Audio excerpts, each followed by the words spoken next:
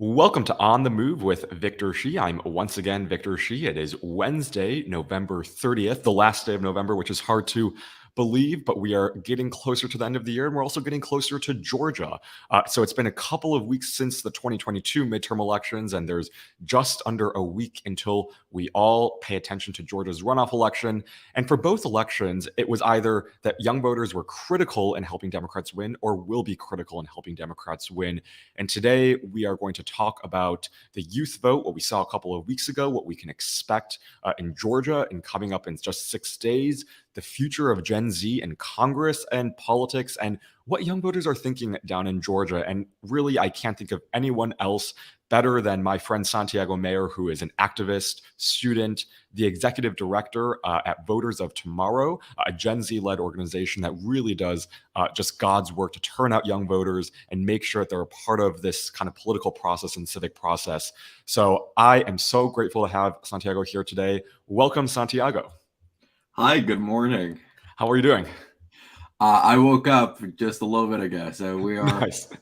we're It's going. early for folks here in California, 8 a.m. It is. It definitely is. Okay, so let's talk about this youth vote. I know we have had so many conversations about what happened in the midterm elections, but this is an election that really kind of deviated from past in the sense that young voters turned out overwhelmingly for Democrats more than ever before. This is the second highest midterm of midterm turnout of any election. Let's talk about some of your biggest takeaways from this midterm election. Yeah, listen, I think that we saw a continuation of the trend that started in 2018 and got repeated in 2020. I think the young voters came out in 2018, they came out in 2020, and we were really seeing after 2022, and with the numbers that we were seeing out of Georgia, that for Generation C, voting is not just really something that we do every 2 years. It's not just something that's on the back of our minds. Politics is really something we deal with on daily, and that is an issue that takes up a significant portion of our time and our lives. And as we go into Georgia, we're continuing to see a lot of this movement with young Georgians who are standing in lines for hours to cast ballot. We're seeing a very stark contrast on who they support and how different candidates talk to them, or if they talk to them. And we're really seeing this pushback against what I would call the far-right culture wars that are really a war on Gen Z and our values and what we believe in.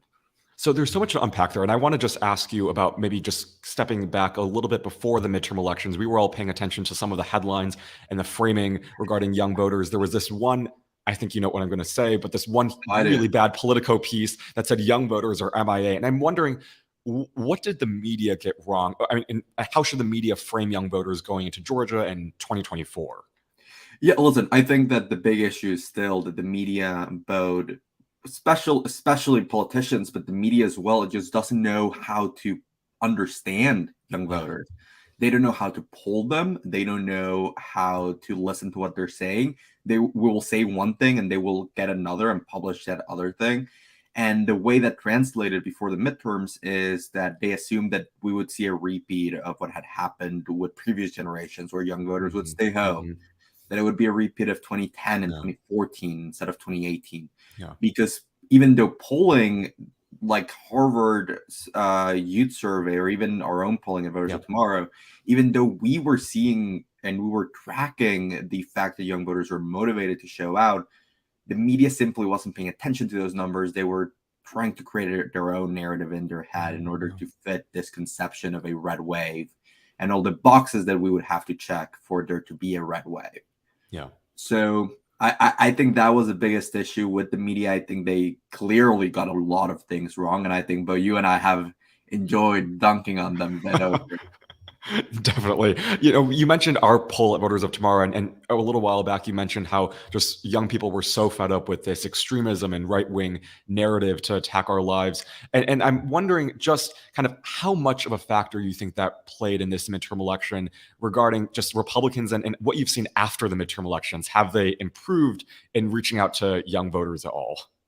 Sure, buddy. I mean, you know this. You're strategy director. You look at the results. Yeah.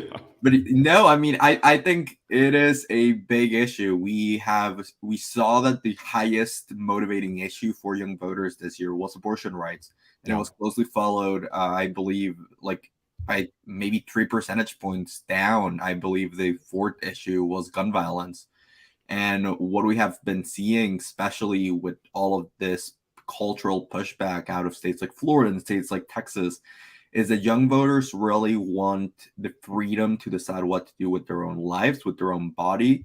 They want the freedom to go to school without getting shot. They want the freedom to have a world that where the ocean doesn't catch on fire. Uh-huh. And we are simply not seeing any movement on those issues from the Republican party. And when we do, it is on kind of the opposite direction. We have seen Don't Say Gay. We have obviously seen the Dobbs decision. We saw congressional Republicans introduce a national version of Don't Say Gay. And young voters overall are simply not going along with this. I mean, I think young voters are tired of having to fight for basic human rights, but for women, for the LGBTQ plus community, or for students who are simply trying to go to school and get an education, while Republicans are banning their books but letting them get shot. So Republicans might take control, or Republicans will take control of the House. But I think let's focus on the good news. We have Maxwell Frost, who's going to become the first Gen Z member of Congress. He's had orientation. It's been really fun to watch his orientation experience. And VOT was actually I guess one of the first organizations that endorsed Maxwell at the beginning of his congressional campaign. Talk about his win and just how important that is for Gen Zers when we look at institutions. I think that it's hugely important because it's, when Gen Zers look at institutions right now, it's, old white people who are taking the helm and kind of controlling power. But to have someone like Maxwell Frost is just so important in terms of just the relational kind of aspect. But I want to hear your thoughts about why you think Maxwell's win is so important in this moment. Yeah, listen, Republicans might take the House. I'm not sure if I can count that as bad news, though, just because of the absolute chaos that's going to be. Oh my gosh, Kevin McCarthy was on Tucker Carlson yesterday trying to convince people that he will get to 218 votes, which basically means he will not get to 218 votes. But no, yeah, I mean, Maxwell represents a lot more than just him, right? And I think that really means a lot, not just on the obviously important policy aspect, but we have someone who understands experience and can introduce policy to represent Gen Z. But it also opens up the doors for young people to see themselves in Congress. And I think that's an incredibly valuable thing. I mean, over the past few weeks, I have been talking to a lot of people who are like, he's a Swiftie. He listens to Harry Styles. He likes Marvel movies. And that is just it's such a funny thing to talk about. But at the end of the day, you have this cultural component where, like, I know for those of you who don't know, Victor is the strategy director of Voters of Tomorrow. I'm the executive director. So there's going to be a bunch of references here. But I know part of what a running joke in Voters of Tomorrow is, let's go to all of these older members of Congress and try to get their favorite Taylor Swift song. We try and make them a little bit more relatable when we're talking to them. And with Maxwell, we don't have to do that because we know his favorite Taylor Swift song. He has. What is it? I don't remember. It's okay. We know your favorite Taylor Swift song. Oh, everyone knows my favorite Taylor Swift song. Only the young. Yeah, there we go. But yeah, I mean, he has opened the doors for young people to see themselves in office, for young people to really maybe ponder, like, maybe I should run. And when that happens, we really do see a lot of movement of people thinking, okay, he did it. He's maybe a year or two older than me. I can do it as well. Yeah. So it's not just Congress that I think we have to focus on. I think it's also President Biden and the administration. I know there's been a lot of push, especially from young activists like, our friend Eve Levinson, and also just great groups out there who are pushing for this young advisory council for the administration to create. And I think it just kind of, whether or not that gets created or not, I think there's just this kind of push from a lot of young people to get young people at the table. We showed up, we made our voices heard, and now is the time I think that we deserve political representation. Talk about that maybe, and maybe any other kind of form of representation you think young people should deserve now that we have shown up, and how to sustain that momentum going into 24. Yeah, so like you said, Eve Levinson, she leads the Youth and Gov Coalition. The Youth and Gov Coalition, for those of you who don't know, it is a group of over 100 youth-led and youth-focused organizations Yeah. fighting to establish an office of young Americans at the White House, to establish a White House Advisory Council, to do an inclusion assessment, to understand how we can be better at hiring young Americans into governmental positions, Yeah. and making sure that young people do get hired at government positions. And the reason all of these orgs came together, including Voters of Tomorrow, is because we deeply believe that the best people to speak for what Gen Z wants are, at the end of the day, Gen Z. Yeah. And what we have really seen is that a lot of candidates and a lot of politicians are willing to hear Gen Z, but they're not actually willing to listen. And they are rarely willing to give actual decision-making power to young people. So we're fighting for all of these things because we really want to get young voters, we just don't want like a decorative advisory council at the White House. We want an actual institutional body that the president will listen to. And we want an office of young Americans that will actually have the power to represent young Americans.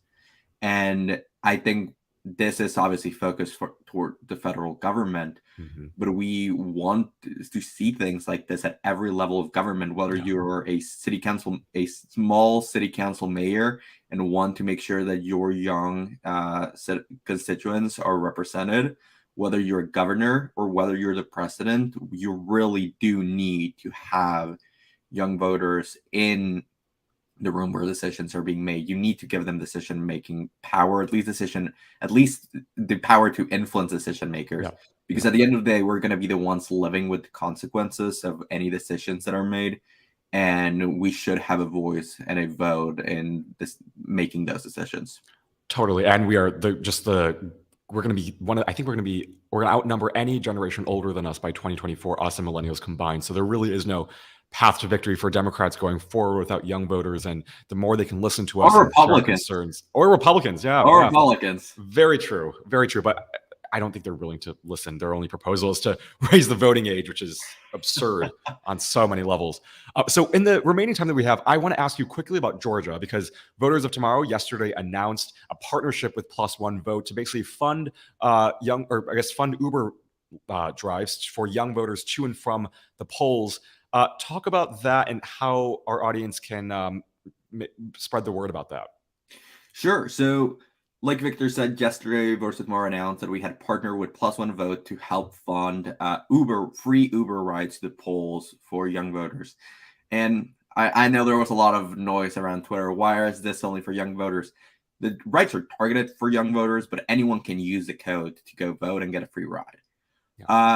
We are still trying to make sure that everyone who needs the link and the code can get it. So if you know anyone who needs a ride to the polls, please tell them to just use the code VOTEGA, and that will give them a free voucher to go vote. You can also find the links in all of Voters of Tomorrow's social media. It is in every single platform at Voters Tomorrow. And we are working hard to make sure that every single eligible young Georgia voter can cast their ballot. We're going to keep texting voters just like we did for the midterms, and we're going to make sure to include this code in all of our texts to make sure that every single voter that we contact knows about this option, and to make sure that they make their voice heard and cast their vote. It's going to be incredible. Talk to us in just the last minute we have about how our audience can get involved with VOT and plug into some of the work that we're doing. Absolutely. So if you know anyone who is Gen Z, if you are Gen Z, please go to votersoftomorrow.org. There's a volunteer form. There is a chapters page. You can join a chapter. You can start a chapter. You can become a volunteer.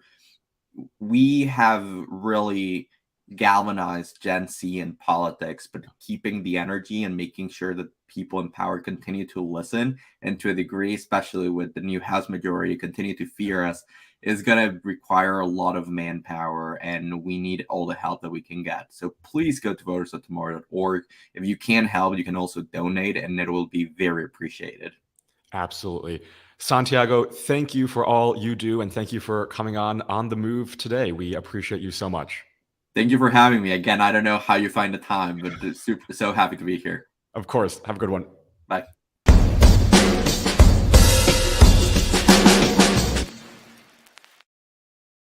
Okay, so as we all know, young voters are so important at this election, but let's talk about some of the other news that's happening right now. And there are really four different things I want to touch on today.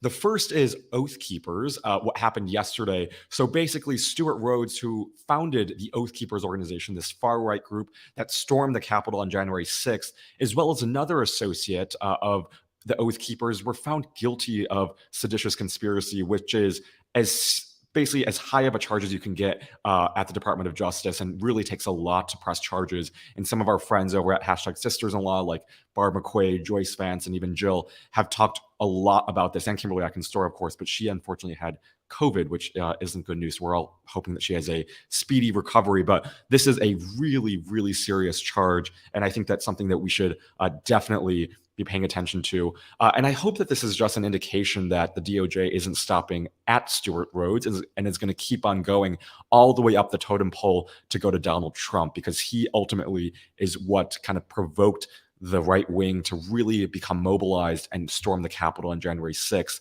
And so hopefully accountability is coming very soon. And all I have to say is, Jack Smith and DOJ, our eyes are on you. Next, we have the Respect for Marriage Act. We were talking about this a little earlier in the week. Yesterday, there was, or I guess a couple of days ago, there was a procedural vote to basically advance the bill out of the Senate. And yesterday, there was the official vote to advance the bill out of the Senate. And the final vote came down to be 61-36. And I think you can guess it. All of the 36 people were Republican elected officials.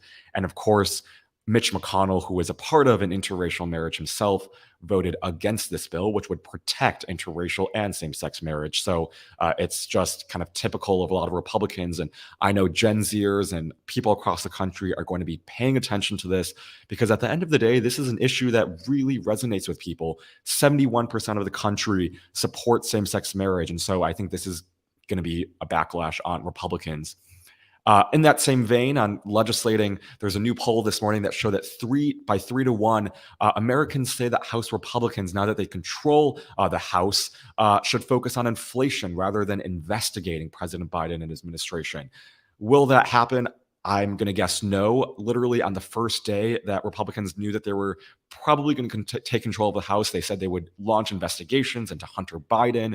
And so it's going to be a messy 2 years, and I think we're going to see a lot less legislating and a lot more investigating. So not going to be great news for Republicans, like we said.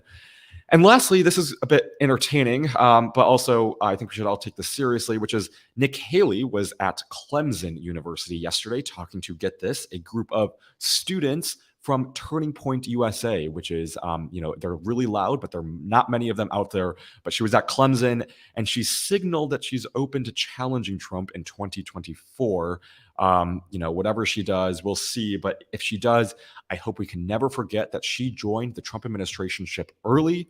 She was one of his chief enablers, helping him create the policies that he did and really kind of destruct democracy. And she left without saying anything. And I think, no matter how hard she tries to revise history through her books or whether through this presidential run, I think we should all remember that she helped create this Trump mob. And we should never forget that. So that's some of the news of the day. And I hope all of you enjoyed this episode with Santiago Mayer and learned just a little bit more about the critical aspect about the youth vote. We won't be stopping the conversation there. We'll keep on continuing talking about that. But in the meantime, I hope you like this video, you share this video with any Gen Zers you know, or anyone who wants to learn more about Gen Z, or any of your friends or family members. We can hopefully spread awareness about Gen Z, our politics, and our culture. And I hope you will come back tomorrow for another episode of On the Move with Victor Shi. Again, you can find us at youtube.com/Politicon, and tune in every morning at 8 a.m. Pacific time, 11 a.m. Eastern time. In the meantime, have a great day, and we will see you tomorrow.